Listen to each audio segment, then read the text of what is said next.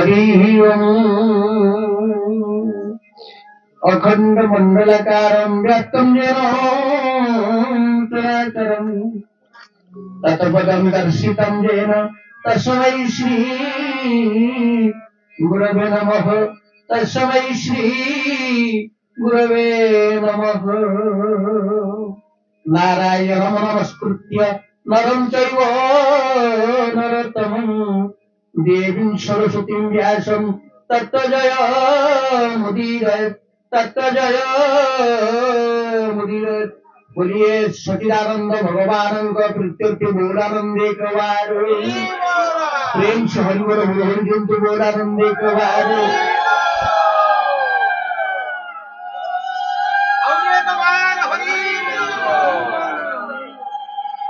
दिव्यात्मन भगवत कथा पिपास श्रद्धालु समाज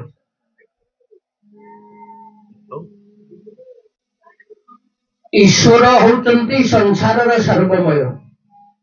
ईश्वर होचंती अजय।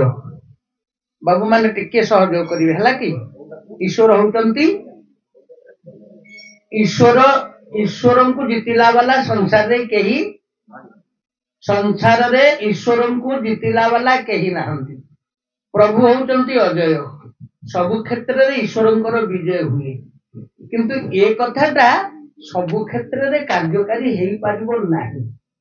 एभली क्षेत्र अछंती प्रभु सेठारे शोचनीय भाव में पराजय वर्ण करती। गोटे जोड़िए क्षेत्र नुहंती ताहा होचंती 9टी क्षेत्र। प्रभु सबु क्षेत्र रे तंकर विजय हुए सत 9टी क्षेत्र रे से शोचनीय भाव में पराजय वर्ण करती। से जिनिस कौन हैला ना ताहा होचंती भक्ति। भक्ति केते भाग रे विभक्त ना ताहा होचंती 9 भाग रे विभक्त जहाको आमे नवदा भक्ति कहिजे। प्रभु सर्वमय करता।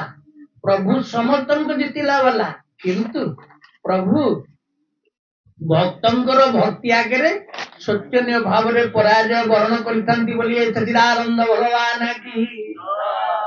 एथर देखिबा से 9टी जाक भक्ति कौन। श्रवणम कीर्तनम विष्णु स्मरणम पाद सेवनम अर्चनम वंदम दास्यम साख्यम आत्मनिवेदनम। यही क्रम 9टी भक्ति। तथापि मु पुनर्बार व्याख्या पूर्वक कहि दउची श्रवणम संसार रे जेते भक्त अछंती ता भितरे 1 नंबर होचंती सुनिला वाला आ द्वितीय नंबर भक्त होचंती कहिला वाला। एथुरु जणा पड़े आपण माने जे बसिकरी सुनुचंती आपण माने हेले 1 नंबर आउ आमे किए से ना 2 नंबर भक्त। कथारे कहतनी सी खांटिया लोक बहुत बढ़िया लोक खांटिया लोक 1 नंबर लोक आर लोक 2 नंबर लोक। गोटे लोकर कथा अलगा गोटे प्रकार काम एक प्रकार। कहीं कथा कहली ना आमे होचे 2 नंबर भक्त। कथा ईश्वर कथा बड़ सुंदर करी कहूचु हेले जहा कहूचु सेतिकी करि पारने जेमती हेले टिके पछे जाउ। आमको 2 नंबर कहले अतृप्ति हबो नाही। एथिरे जदि 1 नंबर बोली विचार करबा सी होतंती आपण माने श्रोता। आमको 2 नंबर कहिबारे कोनोसी द्विधा नाही कारण आम कथा जेतिकी आम सेतिकी पर्यंत पहुंचीबा आम द्वारा संभव होउनी। मु टिके मा माने श्रोता बंधु सत्य कहवा को टिके भल लागे। मते सत्य कहिले मते गोटे स्वतंत्र आनंद लागे। मु जदि कोठी चोरी करिची कागरे कहिदेले किए कोन भाबुथिबो मते किंतु आनंद लागे जे मु सत्य कथा कहि देई पानी। ये मोर जन्मगत लक्षण हो। तेबे से जो श्रवणम संसार रे आपण माने सब सुइला वाला भक्त। संसार रे जेते सुइला वाला भक्त अछंती तांको भितरे 1 नंबर होचंती किए से ना सी होचंती परीक्षित महाराज। परीक्षित किए से ना सी हेले अर्जुनकर नाती। अर्जुनकर पुओ होचंती अभिमन्यु। अभिमन्युकर महाभारत युद्ध क्षेत्र रे मृत्यु हैला तांकर पुओ होचंती परीक्षित। तांकु श्रृंगी ऋषि अभिशाप देले। कौन श्रृंगी ऋषि अभिशाप देले 7 दिन पर तमर मृत्यु हब तक्षक साप तांकु दंशन करिवो। आ भूल वशतः तांको बापा को अपमानित करथिले कार ना श्रृंगी ऋषिंकर बापा को अपमान करिथिलारु से अभिशाप देले। या द्वारा समस्त दुखी हेले कारण ना प्रजावत्सल थिले ये से ना परीक्षित महाराज परीक्षितंकर आउ गोटे स्वतंत्र परिचय अछंती ताहा होचंती कलिजुगर प्रथम चक्रवर्ती सम्राट एवं द्वापर जुगर शेष चक्रवर्ती सम्राट होचंती युधिष्ठिर युधिष्ठिर राजगादी देदेले परीक्षितंकु से बानप्रस्थ जीवन यापन पड़ेले तप जप करी शेष जीवन पर्यंत जंगल रही संसार त्याग करी गले हेले परीक्षित जेहेतु कलिजुगर प्रथम राजा निष्ठापर राजा तांको जनता समस्ते भारी भल पाती भक्ति करती बाप माँ भलिया भावती माने से प्रजा मान को पुत्र कन्या सदृश पालन करी साधु सत को बहुत भक्ति करती खबर पहुंचला आपणकर 7 दिन पर्यंत आयुष तापर चक्रक साप दर्शन कर विचार कले कहले मत ये परिप्रेक्षी में कौन करने को हम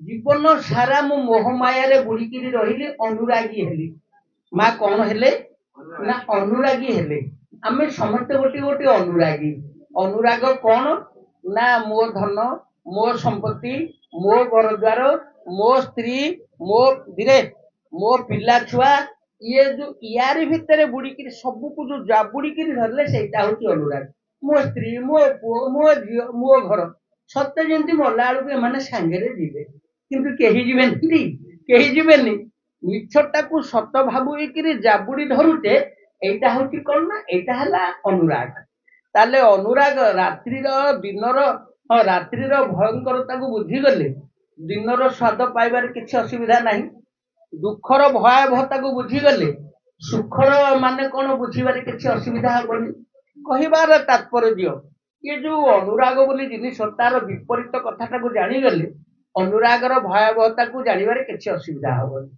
अनुराग आम आलोचना करदे संसारी मोहमाया बुड़िकी रहा हूँ अनुराग आउ संसारी मोहमाया दूरे जावा हूँ कौन ना सेटा है बैराग क्या बैरागी बोली कहुए ना साधु मान को बैरागी बोली कहुए आमको कहुनी आमको अनुरागी कह बैरागी कौन ना धन संपत्ति दरकार नहीं घर द्वार दरकार नहीं स्त्री दरकार नहीं पिला छुआ दरकार नहीं बाबा ताले आपण कौन करेंगे ना छाड़ी घर द्वार पहुंचली घर द्वार आउ घरे रहा दरकार नहीं पिंधिली गेरुआ खाइली आप जानते कौन सबुड़ी जाबुड़ी धरवा हूँ अनुराग सबको छाड़ीदवा हूँ बैराग ताले ये जिनस आसीगला कहार ना आसीगला परीक्षित मो संसार मु राजा मो हाथ में राजदंड अनुराग बुड़िकी रही 7 दिन पर मृत्यु नाई 7 दिन पर्यंत अंतत पक्षी में बाबाजी हो माने आय अलंकार सब बाहर करदे सबको छाड़ीदे लंगटा खंडे पिंधिले क्या न जन गंगा कूल हरद्वार क्षेत्र में पहुंचला साधु सत साधारण जनता बेढ़ी गले राजा ये की अवस्था है विचार कले कौन करवा मुक्ति हम किए कहले दान कले किए कहले तीर्थ स्नान कले किए कहले जप कले शेष निष्पत्ति निगला परम भागवती श्रवण कले मुक्ति हम माँ मैंने ये सब शत्रुवृंद ये कौटिकार भापण भावुवे मुझे कौन घरुआणी कहली कि ना शास्त्रंकर कथा कहीं ना नेउल दौड़ी दौड़ी कियाबाड़ पर्यंत एंडुओ दौड़ी दौड़ी सिद्धिवाड़ पर्यंत पंडित माने दौड़ी दौड़ी शास्त्र पर्यंत मु कहले हबनी शास्त्र कहवा दरकार शास्त्र कौटी कहले श्रीमद भागवत महापुराणकर प्रथम स्कंधकर 18 अध्यायकर कथा आउ प्रथम स्कंद होउचंती 19 अध्याय सीमित ता भितर ये 18 अध्यायकर कथा ब्राह्मण बालकर साप लभन्ते परीक्षित नृप गोविंद गोविंद गोविंद पदुगाड़ुछि ब्राह्मण बालकर साप लभन्ते परीक्षित नृप लभन्ते परीक्षित नृप लभन्ते परीक्षित नृप तापर कौन है वैराग्य हेला मने जात अष्टादश रे चरित जे अष्टादश रे चरित बोलिए सचिदानंद भगवान की वैराग्य हेला मने जात अष्टादश रे चरित अष्टादश रे चरित ଦ୍ୱାଦଶରେ ଏ ତାରିଖ। ଗୋବିନ୍ଦ ଗୋବିନ୍ଦ ଗୋବିନ୍ଦ ଗୋବିନ୍ଦ ପଦୁ ଗଡୁଛି ମକରନ୍ଦ, ସେ ମକରନ୍ଦ ପାନ କରି ତୋରିଲେ ବ୍ରଜ ନାରୀ। ଗୋବିନ୍ଦ ଗୋବିନ୍ଦ ଗୋବିନ୍ଦ ଗୋବିନ୍ଦ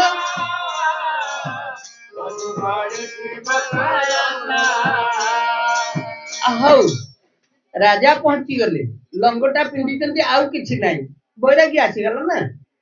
ତାପରେ ସାଧୁ ସନ୍ତଙ୍କ ଭିତରେ ଆଲୋଚନା ହେଲା କେମିତି ମୁକ୍ତି ହବ। ତେବେ କେତେ କଥା ପ୍ରସ୍ତାବ ଦିଆହେଲା, ପରିଶେଷରେ ନିର୍ଘଣ୍ଟ କରାହେଲା। ସୁଖଦେବ ମହାରାଜ ଆସି ପହଞ୍ଚିଗଲେ। ସୁଖଦେବ ବ୍ୟାସରଞ୍ଜନ ସୁଖଦେବ ମହାରାଜ। ପରିଶେଷରେ ନିଷ୍ପତ୍ତି ନିଆଗଲା, ପରମେ ଭାଗବତୀ କଥା ଶ୍ରବଣ କଲେ ତାଙ୍କର ମୁକ୍ତି ହବ।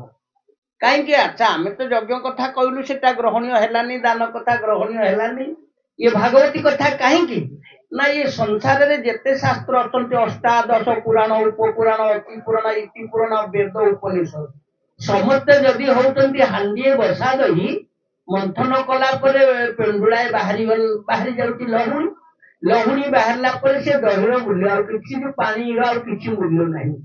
ସେମିତିକା ସମସ୍ତ ଶାସ୍ତ୍ର ମିଳିତ ଭାବରେ ଯଦି ହାଣ୍ଡିଏ ଦହି ମନ୍ଥନ କଲା ପରେ ଯେଉଁ ପେଣ୍ଡୁଳାଏ ଲହୁଣୀ ବାହାରିଲେ, ତାହା ହଉଛନ୍ତି କଣ?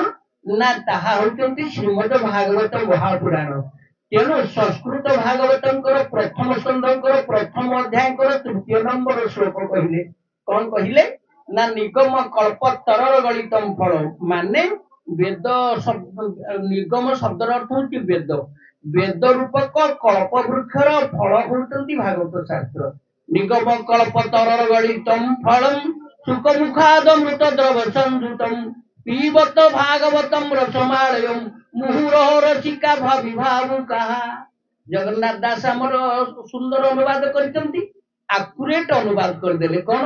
ସକଳ ବେଦ ବହି ବୃକ୍ଷେ ଫଳ ଫଳିଲେ ଅନ୍ତରିକ୍ଷେ, ଗୋବିନ୍ଦ ଗୋବିନ୍ଦ ଗୋବିନ୍ଦ ପଦୁ ଗାଳୁଛି। ସକଳ ବେଦ ବହି ବୃକ୍ଷେ ଫଳ ଫଳିଲେ ଅନ୍ତରିକ୍ଷେ, କେତେ ଦିନେ ତାହା ତଳେ ପାଚି ପଡିଲା ବାୟୁ ବଳେ, ସୁଖ ଧାଇଁଲେ ତାହା ଦେଖି ପକ୍ଷୀଙ୍କ ସଙ୍ଗତ ଉପେକ୍ଷୀ, ତ ସେ ଅଧରେ କ୍ଷତ କଲେ ଭିତରେ ସୁରଙ୍ଗ ଦେଖିଲେ। ଗୋବିନ୍ଦ ଗୋବିନ୍ଦ ଗୋବିନ୍ଦ ତହୁ ଗଳିଲା ରସ ସାର, କିଏ ବା ଦେବା ପଟାନ୍ତର, କିଏ ବା ଦେବା ପଟାନ୍ତର, କିଏ ବା ଦେବା ପଟାନ୍ତର, ସୁଜନେ ଅନୁକ୍ଷଣେ, ଅନୁକ୍ଷଣେ। ଗୋବିନ୍ଦ ଗୋବିନ୍ଦ ଗୋବିନ୍ଦ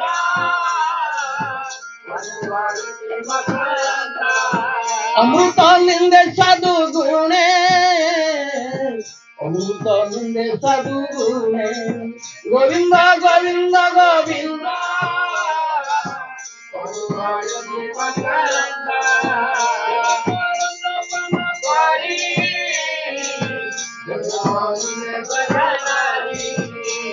ହଉ ଶତ୍ରୁବୃନ୍ଦ, ଏଥର ପୂର୍ବ କଥାକୁ ଫେରି ଆସନ୍ତୁ। ସର୍ବସମ୍ମତି କ୍ରମେ ନିଷ୍ପତ୍ତି ନିଆଗଲା, ପରମ ଭାଗବତୀ କଥା 7 ଦିନରେ ଶୁଣିଲେ ପରୀକ୍ଷିତ ମହାରାଜଙ୍କର ମୁକ୍ତି ହବ। ଏଥର ବକ୍ତା କିଏ ସେ? ନା ବକ୍ତା ହଉଛନ୍ତି ଶ୍ରୀ ସୁଖଦେବ ମହାରାଜ। ହଜାର ହଜାର ଲକ୍ଷ ଲକ୍ଷ ସଂଖ୍ୟାରେ ଶ୍ରୋତା ମାନେ ଅଛନ୍ତି। ଆଚ୍ଛା, ଶ୍ରୋତା ମାନଙ୍କ ଭିତରେ ଯିଏ ମୁଖ୍ୟ, ତାକୁ କର୍ତ୍ତା ବୋଲି କୁହାଯାଏ। କର୍ତ୍ତା ଆସନରେ କିଏ ସେ? ନା ପରୀକ୍ଷିତ ମହାରାଜ। ଏଥର ପୁଣି ପୂର୍ବ କଥାକୁ ଫେରି ଆସନ୍ତୁ। ଶ୍ରବଣମ, ସଂସାରରେ ଯୋଉ ନବଧା ଭକ୍ତି ଭିତରୁ ପ୍ରଥମ ଭକ୍ତି ହେଲା ଶୁଣିବା। ଆପଣ ମାନେ ଯିଏ ଶୁଣିଲା ବାଲା ଅଛନ୍ତି, ତାଙ୍କ ଭିତରେ 1 ନମ୍ବର ସ୍ଥାନ ହଉଛି ପରୀକ୍ଷିତ ମହାରାଜଙ୍କର। ଆମ ଭଳିଆ ଯେତେ ପ୍ରବକ୍ତା ଅଛନ୍ତି, ତା ଭିତରେ 1 ନମ୍ବର ପ୍ରବକ୍ତା କିଏ ସେ? ନା ଶ୍ରୀ ସୁଖଦେବ ମହାରାଜ ବୋଲିଏ ସଚିଦାନନ୍ଦ ଭଗବାନ କି। ହଉ, କଥାଟା ଟିକେ ମନ ଦେଇକିରି ବୁଝିବା ପାଇଁ ଚେଷ୍ଟା କରିବି।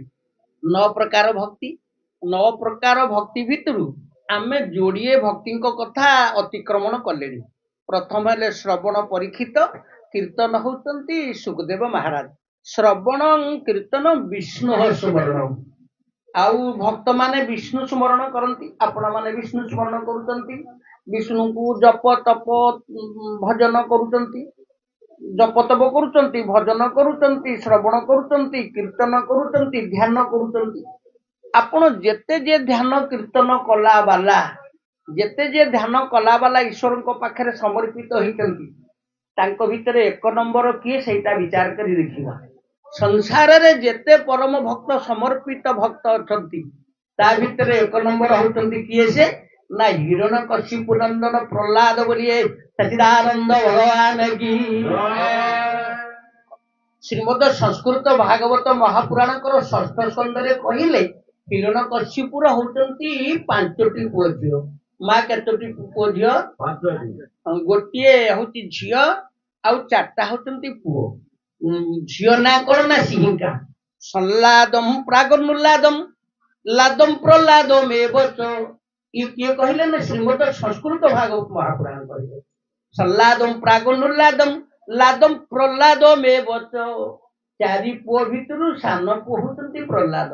ତଷ୍ଟୋଷା ସିଂହିକା ନାମ ରାହୁମ ବିପ୍ରଚିତ ଗ୍ରହିତ। ଆପଣ ମାନେ ଏ କଥା ଏଠି ଥାନ୍ତୁ, ଆମେ ଆସି ପୁନର୍ବାର ଏ କ୍ଷେତ୍ରରେ ପହଞ୍ଚିବା।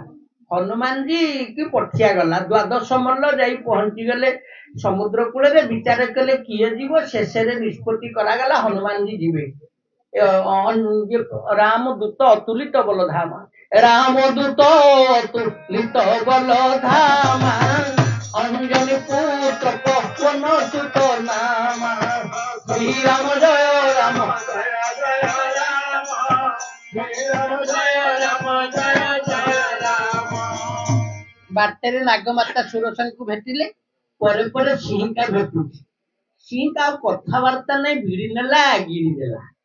ଗିଳି ହନୁମାନ ଛୋଟିଆଟି ହେଇକି ଉଡ଼ିକିରି ଯାଉଛନ୍ତି, ରସଗୋଲା ଭଳିଆ ଗିଳି ଦେଲା। ଆଉ ଯଦି ରସଗୋଲା ଭଳିଆ ଗିଳି ଦେଲା, ହନୁମାନଜୀ ସିନା ଛୋଟିଆଟି ହେଇ ଯାଉଥିଲେ, ଗିଳିଲା ପରେ ପେଟ ଭିତରକୁ ପଳେଇଲେ। ସେ ପେଟ ଭିତରେ ଯେତେବେଳେ ପହଞ୍ଚିଗଲେ ଜୟ ଶ୍ରୀରାମ କହିଲେ। କହିଲେ ପ୍ରଭୁ କଣ ୟା ଭିତରେ ପହଞ୍ଚିଲି, ଆପଣଙ୍କ କାମ କରିବାକୁ ଆସିଛି, ଜୟ ଶ୍ରୀରାମ କହିଦେଲେ। ଯେମିତି ଜୟ ଶ୍ରୀରାମ ବୋଲି କହିଦେଲେ, ପାହାଡ ଭଳିଆ ଶରୀର ହେଇଗଲା, ସୁନାର ପାହାଡ ଭଳିଆ ଶରୀର ହେଇଗଲା।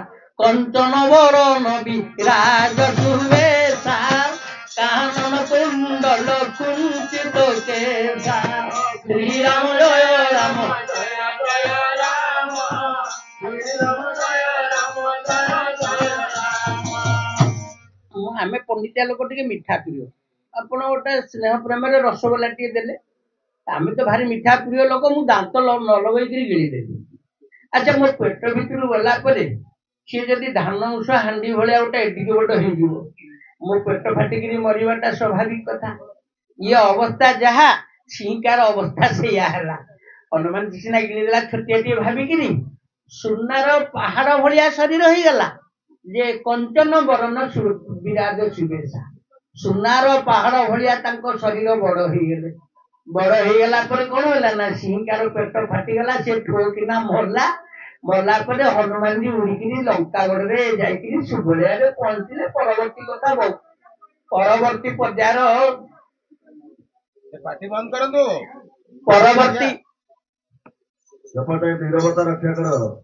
ପରବର୍ତ୍ତୀ ପର୍ଯ୍ୟାୟର କଥା ରାମାୟଣରେ ବହୁତ କଥା ଅଛନ୍ତି। ଏଥର ପ୍ରଶ୍ନ ଉଠନ୍ତି ସେ ସିଂହିକା କିଏ? ସେ ସଂସ୍କୃତ ରାମାୟଣ ମୁଁ ଆଡେଇକିରି ଦେଖିଲି ବାଲ୍ମୀକିଙ୍କର, ଅଧ୍ୟାତ୍ମ ରାମାୟଣ ବ୍ୟାସଙ୍କର ଆଡେଇକିରି ଦେଖିଲି, ବୈଦେଶୀ ବିଳାସ ବିଚିତ୍ର ରାମାୟଣ, ତୁଳସୀ ରାମାୟଣ ଯେତେ ଖୋଜିଲା ପରେ ମିଳିଲାନି ଏ ସିଂହିକା ଜଣକ କିଏ? ସେ ଏମିତି ମନ ଦୁଃଖରେ ଖୋଜୁ ଖୋଜୁ ସଂସ୍କୃତ ଭାଗବତ ଦେଖୁଛି, ସେଇଠି ନଜର ପଡିଗଲେ। ସିଏ କିଏ? ସେ ନା ସେ ହିରଣ କଶ୍ୟପୁର ଝିଅ ବୋଲି ସଚିଦାନନ୍ଦ ଭଗବାନ କି। ସଲ୍ଲାଦମ ପ୍ରାଗନୁଲ୍ଲାଦମ ଲାଦମ ପ୍ରହ୍ଲାଦମ ଏବଚ, ତଷ୍ଟୋଷା ସିଂହିକା ନାମ ରାହୁମ ବିପ୍ରଚିତ ଗ୍ରହିତ। କୋଉଠି ପ୍ରଶ୍ନ ସମାଧାନଟା ଆସି କୋଉଠୁ ହେଲା? ତାଙ୍କ ପୁଅ ଯୋଉ ପ୍ରହ୍ଲାଦ, ସିଏ ହଉଛନ୍ତି ନବଦା ଭକ୍ତିର ତୃତୀୟତମ ଭକ୍ତ। ମାନେ ସଂସାରରେ ଯେତେ ସମର୍ପିତ ଭକ୍ତ ଅଛନ୍ତି, ତା ଭିତରେ 1 ନମ୍ବର ହଉଛନ୍ତି ପ୍ରହ୍ଲାଦ। କେମିତିକା 1 ନମ୍ବର ହେଲେ? ହିରଣ କଶ୍ୟପକୁ ପଚାରିଲା, କଲା, ଏରେ ପ୍ରହ୍ଲାଦ, ମୁଁ ତୋର ବୋପା, ଆଜି ପର୍ଯ୍ୟନ୍ତ ନାରାୟଣ କେମିତିକା ତା ରୂପ ମୁଁ ଦେଖିନି। ତୁ ଦେଖିଦେଲୁ? ନା ମୁଁ ଦେଖିଛି। ନା କୋଉ ଦିନ କେତେବେଳେ କୋଉ ସମୟରେ ଦେଖିଥିଲୁ କହ, ନହେଲେ ମୁଁ ତତେ ଠୋକିନା ବୋପା ହେଲେ କଣ ହବ, ତଣ୍ଟି ଚିପିକିରି ତତେ ମାରିଦେବି। କହ ତୁ କୋଉଠି କୋଉ ଦିନ ଦେଖିଥିଲୁ? ଗୋଟେ ଡହରା କଥା ମତେ ମିଛ କଥା କହୁଛୁ। ଇଏ ପ୍ରହ୍ଲାଦ କହିଲେ କହୁନ ମୁଁ କେତେବେଳେ ଦେଖିବା କଥା। ନା କୋଉ ଦିନ ଦେଖିଥିଲୁ କହିଲୁ? ସେ ଗୋଟିଏ ଆଡୁ ସିରିଏଲି କହିଲେ ପୂର୍ବେ ଦେଖିଥିଲି, କାଲି ଦେଖିଥିଲି, ଆଜି ବି ଦେଖୁଛି। ଆରେ ଆଜି କୋଉଠୁ ଦେଖୁଛୁ? ଇଏ କାନ୍ଥରେ ଦେଖୁଛି ନା ହଁ? ଇଏ ଚାଳରେ ଦେଖୁଛି ନା ହଁ? ନା ଇଏ ବାଡରେ ଦେଖୁଛି ନା ହଁ? ଆରେ କଣ ଘଟଣା? କେବେ ଦେଖିଥିଲୁ? ନା ପୂର୍ବେ ଦେଖିଥିଲି, ଆଜି ଦେଖିଥିଲି, ବର୍ତ୍ତମାନ ଦେଖୁଛି। ଯେଣିକି ଚାହିଁଲେ ତେଣେ ଦିଶନ୍ତି